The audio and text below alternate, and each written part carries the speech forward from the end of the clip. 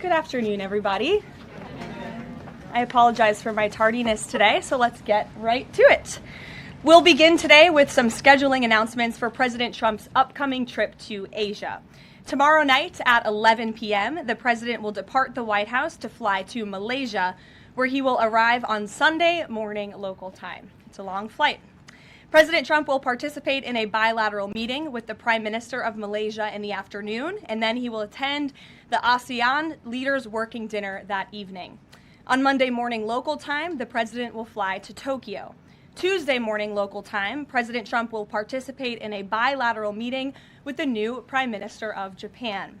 On Wednesday morning local time, the president will fly to Busan, where he will participate in a bilateral meeting with the President of the Republic of Korea, deliver keynote remarks at the APEC CEO luncheon, and then participate in a U.S. APEC Leaders Working Dinner. On Thursday morning local time, President Trump will participate in a bilateral meeting with President Xi of the People's Republic of China before departing to return home to Washington, D.C. On Thursday night, upon arrival in Washington, President Trump and First Lady Melania Trump will participate in Halloween at the White House, where they will welcome law enforcement, military, and foster families. And I know many of us look forward to that. In other news, we are now on day 23 of the Democrat government shutdown. Senate Democrats have voted 12 separate times now to keep the government closed. Innocent Americans are suffering every day as a result. More than 500,000 civilian federal employees will miss a full paycheck tomorrow. Thousands of small business loans are going unapproved each month. This means almost $4 billion in capital is being withheld from small businesses across the country. The Democrat shutdown is also causing severe impacts at airports across the country. In one single day this week, the FAA had to issue ground stops impacting flights at Houston's George Bush Intercontinental Airport and Hobby Airport. 13,000 air traffic controllers who ensure that we all fly safely are continuing to work without pay. This is egregious and truly sad. Some of them are reportedly being forced to turn to driving for Uber and taking on other second jobs to make ends meet as the Democrats continue to shut down the government. Pilots are calling on Democrats to end this dangerous political game. The president of the Southwest Airlines Pilot Association called for the clean continuing resolution to be passed, saying, quote, "Our air traffic controllers and the broader air traffic system are already operating under immense pressure.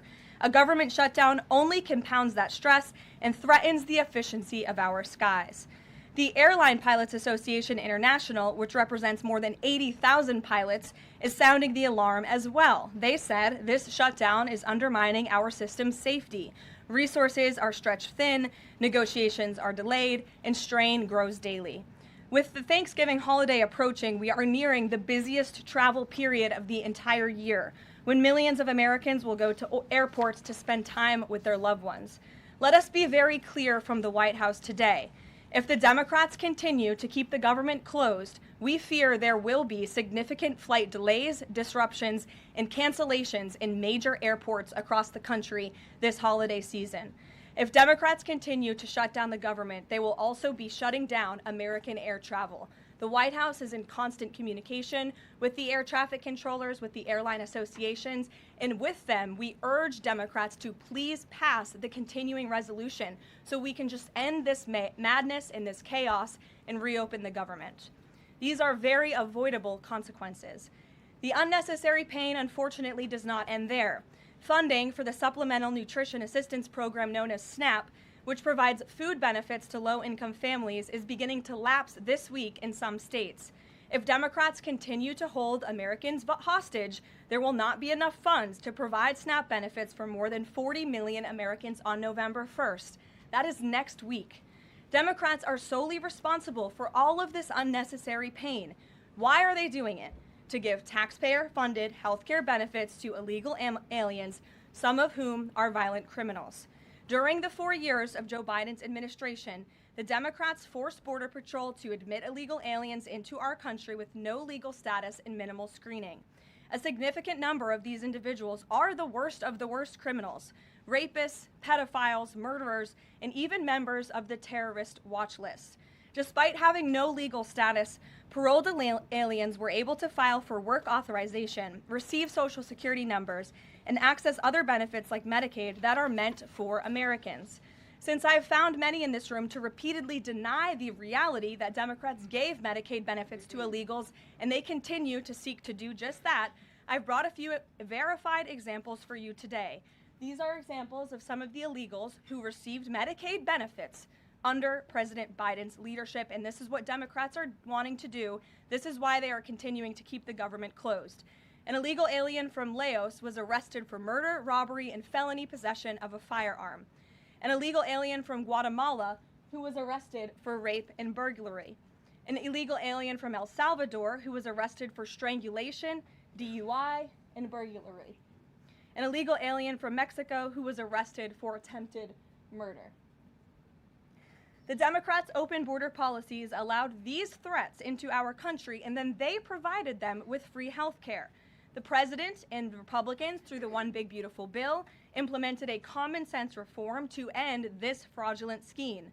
But that's why the Democrats are continuing to shut down the federal government. They are trying to reverse this and restore taxpayer-funded health care for illegal aliens like these. Throughout this shutdown, Democrats have said this quiet part out loud. Senator Chuck Schumer, the leader of the caucus that is refusing to open the government, said, quote, "Every day gets better as the shutdown continues." Ask the air traffic controllers if every day is getting better, Senator Schumer, and they will tell you absolutely not. House Democrat Catherine Clark said, "There are going to be families that are going to suffer. We take that responsibility seriously, but this is one of the few leverage points that we have." Here is a House Democrat who is admitting that they are using Americans who are suffering as political leverage. And Senator Bernie Sanders said, "If you reopen the government, we lose our leverage." This is pure partisan games. A senior Democrat aide said the party will not end the shutdown, quote, "short of planes falling out of the sky." That is truly a disturbing statement. The Democrats clearly don't care about this suffering. They care about playing political games against President Trump, and this dangerous charade needs to end. The president and Republicans' position has been clear and unchanged. Pass a clean, nonpartisan funding bill to reopen the government. And then we can talk about all of the partisan issues that the Democrats wish to. If you're watching at home, we urge you to call your Democrat senators and tell them to put our country over their party and reopen the government today. Here in our new media seat, we have Brittany Gibson of Axios. Brittany, why don't you start us off for our Q&A today? Thank you for being here. Two questions, if I may, Caroline. First is, we understand that the president and Republicans will not negotiate on ACA extensions until the government reopens. If and when that happens, what does the president think should be, or what are his plans for preventing rising healthcare costs for Americans? It's a very good question, and I'll leave that to the president to negotiate that when Democrats vote to reopen the government. When it comes to lowering healthcare costs, the president is deeply committed to this. It's why he has spent so much time and effort negotiating with Big Pharma to lower the healthcare costs of prescription drugs. All of you have been in the Oval Office for multiple different announcements. We've had these most favored nations deals with these large pharmaceutical companies committing to lowering drug costs in this country. So it's something the president wants to do. And Brittany, one more point. I'll just point out the irony in Democrats holding the government and the American public hostage over a healthcare system that they created. The healthcare system was called Obamacare. Why? Because Democrats and President Obama implemented. And Republicans have always said it's a broken system, yes, but they caused it, and now they want to shut down the government to fix it. We need to open the government, and then we can have these very important conversations about healthcare. And the second, on H-1Bs and foreign students, during the campaign, President Trump said he wanted to make it easier for foreign students to work at U.S. companies, staple a green card to every diploma. But the changes from several agencies now on H-1Bs are adding more obstacles to that. The administration is being sued over those changes. Can you explain the changes in the president's thinking on H-1Bs? The administration will fight these lawsuits in court. The president's main priority has always been to put American workers first and also to strengthen our visa system. We know for far too long the H-1B visa system has been spammed with fraud, basically, and that's driven down American wages. So the president wants to refine this system, which is part of the reason he implemented these new policies. These actions are lawful, they are necessary, and we'll continue to fight this battle in court. Garrett. Two questions on different topics, if you'll Sure. indulge me. On the pardon of Changpeng Zhao, and apologies if I'm mispronouncing that name, Binance has significant business interests with World Liberty Financial, the president's family's crypto company. How do you respond to the allegations from Democrats that this is a corrupt act? I would respond and say the president is exercising his constitutional authority to grant clemency requests. And the president and the White House have a very thorough examination of every pardon request that comes to the president's desk. It is thoroughly reviewed by the White House Counsel Office, and I spoke with our great White House counsel about the pardon after it happened. This was an overly prosecuted case by the Biden administration. Even the judge in the case admitted that the Biden administration was pursuing a egregious over-sentencing of this individual, and the previous administration was very hostile to the cryptocurrency industry. So the president wants to correct this overreach of the Biden administration's misjustice, and he exercised his constitutional authority to do so. And to the Democrats, I would just say there's nothing more corrupt than what President Biden did on his way out the door, pardoning his extremely corrupt son and many of his associates. On the ballroom, first of which will probably be several questions about this today, I imagine. Is it a big story? It seems that way. The president's cost estimate has changed several times. I think it's up to $300 million now. Given the nature of all this, will the White House commit to releasing all of the donors and how much they're spending and how much of his own money the president is putting on the line to this? We have released the full list of donors thus far. Perhaps there will be more people who want to generously contribute to this project. And the president, yes, has committed his own resources. And when he releases that information, which I'm very confident he will, you will all see that. We'll see a dollar figure from the president? Yes, Okay. you will. And I would also just add the president has been incredibly transparent. I would reject any notion otherwise when it comes to this ballroom project. It's something he personally has obviously taken an interest into and has talked with all of you in this room many times about. You have seen the model in the Oval Office. Last night he showed that for you. But when this plan was presented and when these renderings, as soon as they were complete, the president directed me to come out here and to share them with all of you. I did an entire opening remarks about what this ballroom project was going to look like. With any construction project, there are changes over time as you assess what the project is going to look like, and we'll continue to keep you apprised of all of those changes, but just trust the process. This is going to be a magnificent addition to the White House for many years to come, and it's not costing the taxpayers anything. The president is privately funding this ballroom addition to the White House grounds. Jennifer. To follow up on that, one thing that's not in the president's model is the East Wing bunker, the president's emergency operations center. Can you say if his update, that $300 million, does that include the cost for upgrading that bunker? Look, like any security enhancements that are made on the White House grounds, those will be made and maintained by United States Secret Service. As for the cost of the ballroom and the construction itself, all of that is going to be, like I've said, privately funded and paid for by the president himself and many generous patriots who have stepped up.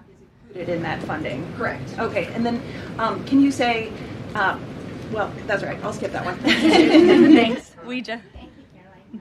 More ballroom questions.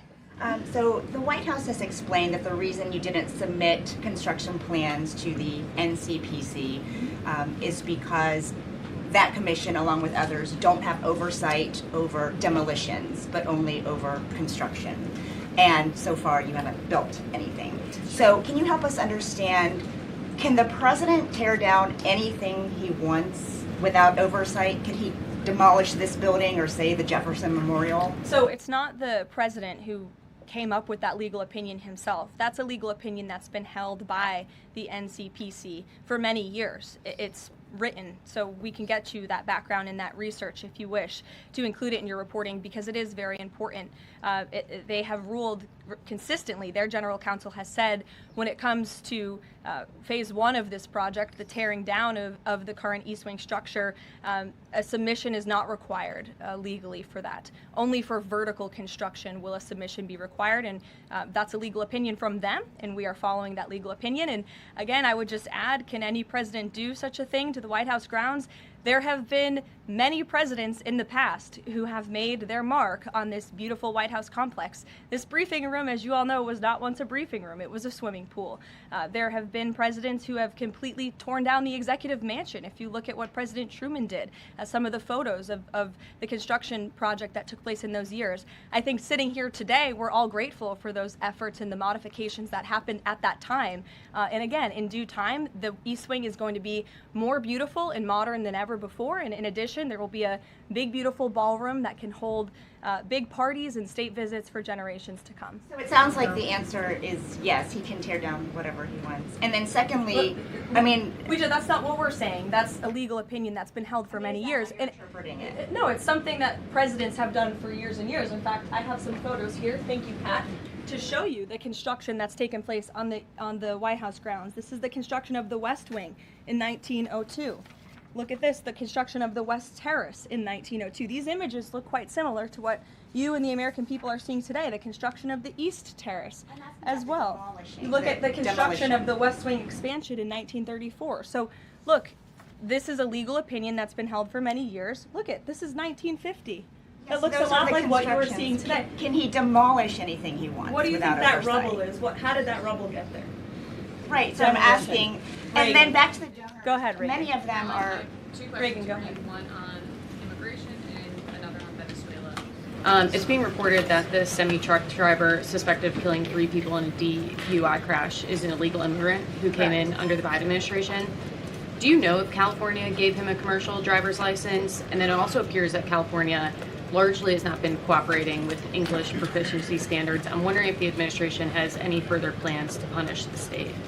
Yes, I can confirm that California gave this individual a license, and it is something that the Department of Transportation has already looked into. I know Secretary Duffy, who's doing a phenomenal job, has spoken on this many times in the crackdown that the Department of Transportation is taking on these licenses that are wrongfully being issued to people who clearly do not deserve to uphold these positions.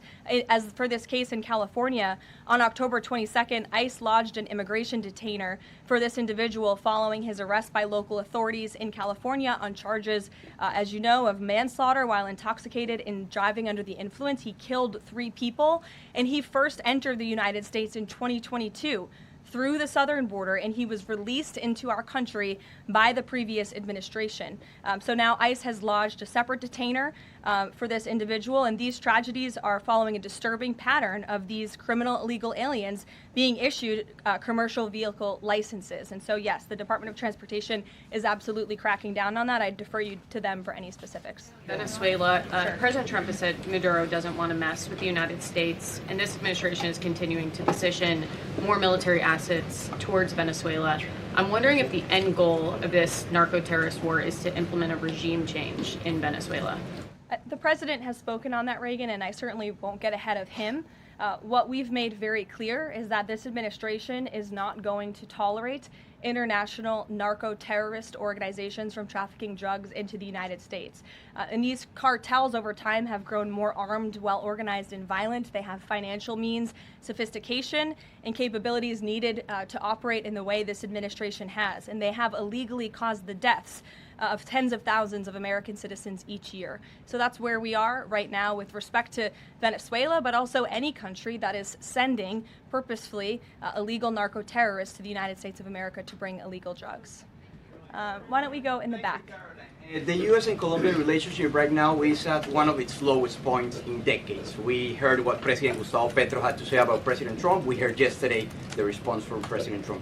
Is there any kind of compromises or gestures from the Colombian president that President Trump would like to see in order to de-escalate the tensions? Is it possible a de-escalation? I don't think we're seeing de-escalation from the unhinged leader of Colombia right now, and I don't think the president, frankly, is interested in that at this point. He spoke on this yesterday, and I don't have anything to add to his comments. Go ahead. Caroline. Yes. Thank you, Caroline. Thank you, In addition Caroline. to I the have a ballroom and the quotation. Rose Garden I'm going patio, into the back. Sorry. Go ahead. in addition to the ballroom and the Rose Garden patio, is the president looking at any other renovations or significant kind of projects here at the White House? Not to my knowledge, no. But he's a builder at heart, clearly. And so his heart and his mind is always churning about how to improve things here on the White House grounds. But at this moment in time, of course, the ballroom is really the president's main priority. Kristen. Last week, President Trump announced that he had a productive call with Vladimir Putin. They scheduled a meeting in Hungary. Since then, he has canceled the meeting and he has imposed sanctions on Russian oil companies. Can you talk about what changed that led to this dramatic shift, or even just what occurred in the last week that got us from point A to point B? Sure. Look, the president has always maintained that he would implement sanctions on Russia when he felt it was appropriate and necessary. And yesterday was that day. I think the president has also long expressed his frustration with Vladimir Putin and, frankly, both sides of this war. And he's always said in order to negotiate a good peace deal, both sides need to be interested in a good peace deal. And he feels as though, unfortunately, from the Russian side as of late, he has not seen enough interest and enough action in terms of moving the ball forward towards peace. And so a meeting between these two leaders is not completely off the table. I think the president and the entire administration hopes that one day that can happen again, but we want to make sure that there's a tangible, positive outcome out of that meeting, and that it's a good use of the president's time. Of course, he's traveling to Asia next week. He has a number of events coming up here on the home front as well. He's been incredibly busy, as you all know. You're all tired from covering him and his movements every day, and so we want to make sure it's a good use of the president's time, and the president doesn't want to waste his time, and he said that. Was it the call between the Secretary of State and Lavrov that led President Trump to believe that President Putin or the Russians did not want a peace deal? That was not the sole reason, no. I think the Secretary Rubio felt that was actually a productive call. But again, the president wants to make sure that a meeting between himself and President Putin will be a good use of his time. But what exactly led to President Trump not believing, after his call on Thursday, where he said he did think he wanted peace and wanted a peace deal, to believing that Russians were not? Again, the president wants to see action, not just talk. And I think the president is extremely motivated by the success of his peace deal in the Middle East to get things done. And he wants this war to come to an end. He's been saying it now for 9 months being in office, and he's grown increasingly frustrated with the lack of progress from both sides of this war. Mary. For example. Two quick construction questions, if I can. You mentioned any construction project comes with changes. The president had initially said that this project wouldn't interfere with or touch the current structure. Now he says to do this properly, he realized that the East Wing had to be demolished. This is the people's house. Why not inform the public of that change and when it was decided that the East Wing would have to be demolished? Look, again, with any construction project, changes come, and we have informed all of you. We've been keeping you apprised of this project. We've shown you the renderings, and if you look at the renderings, it's very clear the East Wing was going to be modernized. Instead, in fact, I said that in the briefing when we initially introduced this plan to all of you and to the public. But the East and tearing down are two different things. Well, again, the plans changed when the president heard counsel from the architects and the construction companies who said that in order for this East Wing to be modern and beautiful for many, many years to come, for it to be a truly strong and stable structure, this phase one that we're now in was necessary. And the president wants to do right by the people's house. And so that's exactly what he's doing. It's going to be, again, like I said, much more stable, strong, secure, and more beautiful than ever once it's complete. And the First Lady's offices, where will those be? The First Lady's offices, the Social Secretary's office? In the East Wing. They will be back where they were? Yes. Thank you. Cattle ranchers who supported the president's election have raised some concerns about plans to import beef from Argentina. How will the Trump administration support those farmers? Look, the president hears those concerns. He addressed them yesterday himself. President loves our ranchers, and our ranchers love our president. And in fact, the president did a lot for them in his first term here. They are struggling because of the many horrible policies of the previous administration. President loves our ranchers, and he also loves American consumers, and he wants to do right by both. So the immediate solution to the problem of the rising cost of beef, president wants to bring that down, as we have to increase our supply. And so that's what he's doing with respect to these imports. But the president also is looking out for our ranchers with a long-term plan that was released by the Secretary of Agriculture yesterday. It's a 3-part plan. It's very extensive and detailed. I would encourage all of you to read through it. But there's really 3 points to this plan that the president has agreed upon and has entrusted Secretary Rollins to implement. Number 1, strengthening U.S. cattle production through increased grazing access, endangered species reforms, enhanced disaster relief, increased access to capital, and reducing costs for new and young ranchers. We want to incentivize more Americans to get into this noble profession, lowering long-term costs by cutting inspection costs, increasing market options for consumers with product of USA labeling, and ensuring consumers know that they are eating American beef. It's a good incentive for the American consumer. And lastly, growing the domestic herd while boosting long-term demand to reduce prices for consumers while growing the markets for our ranchers. So President hears them. He has to address both of these problems for the ranchers, but also for the American consumer. He promised to lower costs, and that's what he's committed to doing. Caroline, thank you. Two questions not on the ballroom. The first is, there's a Democrat in Texas who's actually running for Congress who said last night during an interview when talking about fighting Republicans and this administration, quote, "If you hit me in my face, I'm not going to punch you back in your face. I'm going to go across your neck."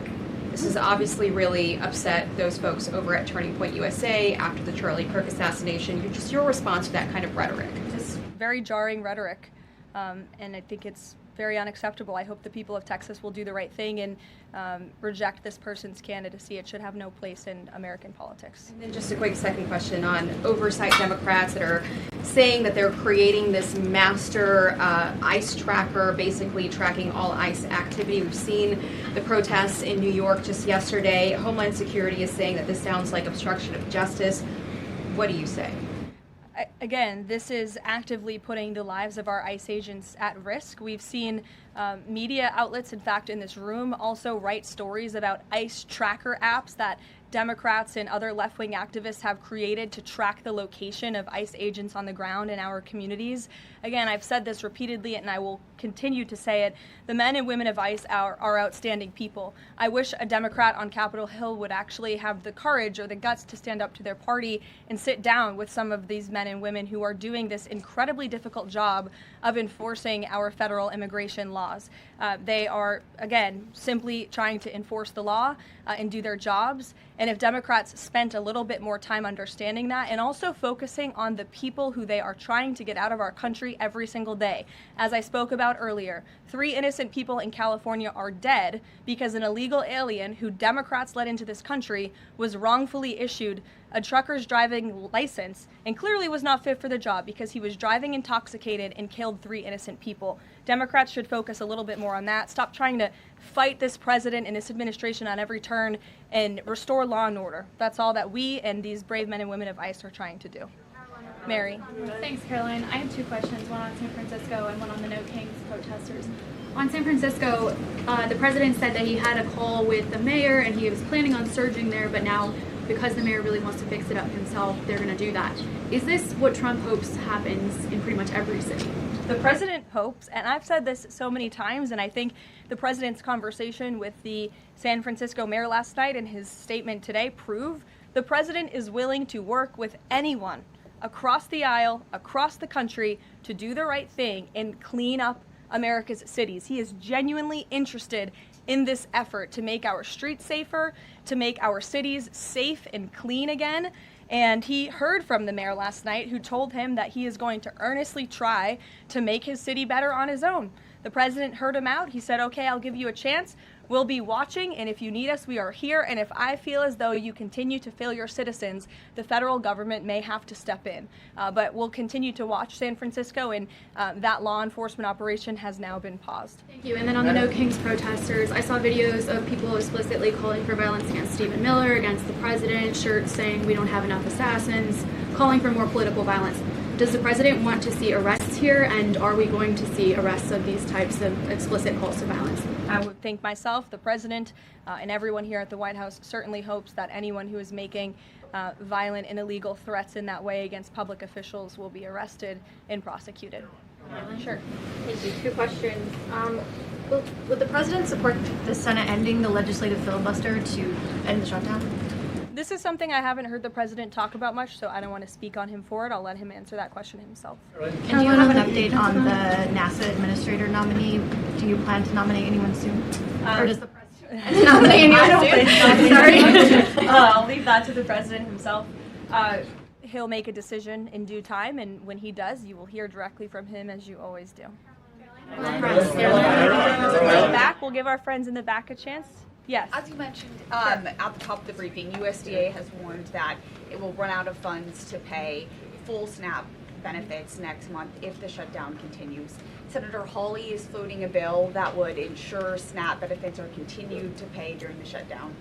Would the president support such a move? And you also announced that the administration was using tariff revenue to keep WIC going during the shutdown. How long will that last? And is anything similar being considered for SNAP? Yes, the administration would absolutely support that legislation. We hope that it would come over the finish line, but the bill that will get everyone paid and put everyone back to work is the clean continuing resolution. That's what the president and Republicans want to see. Ed, go ahead, Ed. Thanks, Caroline. On the Russian sanctions again, how much pressure do you think this sanctioning these two Russian companies actually puts on President Putin? Because the last administration sanctioned two other oil companies. So how much economic pressure is this really? A lot. If you read the sanctions and look at them, they're pretty hefty. And I saw some international news out of China this morning that they're scaling back oil purchases from Russia. We know India has done the same at the request of the president. The president has also pushed European countries, our allies, to please stop their purchases of Russian oil as well. So it's full court press for sure, and we expect that these sanctions are going to do harm, as the Secretary of Treasury said yesterday. Could there be more? Is this just the first step, or could there be more sanctions? I'll leave that to the president to decide. Sure. Or heard the NBA gambling, involved in the gambling issue there. Does the president gamble? What does he think about that? You know, I'm not sure. I don't think he does. I've been with him quite some time, and I have not seen him gamble before. I don't think he's a big gambler, but you can ask him yourself for next time you have a chance to, Ed. Go ahead. Thank you, Caroline. I've got two Hi, quick Jake, questions. and then we'll go to you. Thank you. Okay. You're welcome. 2 quick questions. Back to the ballroom. It is a very spectacular ballroom, according to the renderings. And if it's half as nice as the one at Mar-a-Lago, then future presidents are really going to appreciate it. They will. Thank you, Jake. First of all, is there like an official name? Like, are we calling it the Trump Ballroom, or does the president have a vision for what the name for the ballroom is going to be? There will be an official name. I will let the president announce that once he firmly decides on it. Question is, looking at these renderings, and it kind of got me thinking, he's likely going to go down as the greatest builder of this era, and you've been in on a lot of those meetings with him. To your knowledge, has the subject of rebuilding the Holy Temple in Jerusalem come up? It has not. No. It has not. I don't. I'm sorry, Jake. Okay. Go ahead. Caroline, on the CZ pardon, could this clear the way for Binance to resume U.S. operations? I won't get ahead of that. That's something for Treasury or the Departments of Commerce to comment on, so you're welcome to ask them. And then one follow-up question. Any more details on the president's Walter Reed visit? The readout from his doctor mentioned advanced imaging. What procedure was he referring to? Advanced imaging is something that presidents receive and people receive when they go to the doctor, and so we provide a detailed readout of that physical, and I would encourage you back to that. Presidents and I don't know the exact imaging that took place, but as the physician's note said, the president is in incredibly good shape, and I think that's evidenced here every single day. Danny. Caroline. Back to the ballroom, I'm afraid. I just wanted to ask, because in July the White House said that it would cost $200 million. Yesterday the president said $300 million.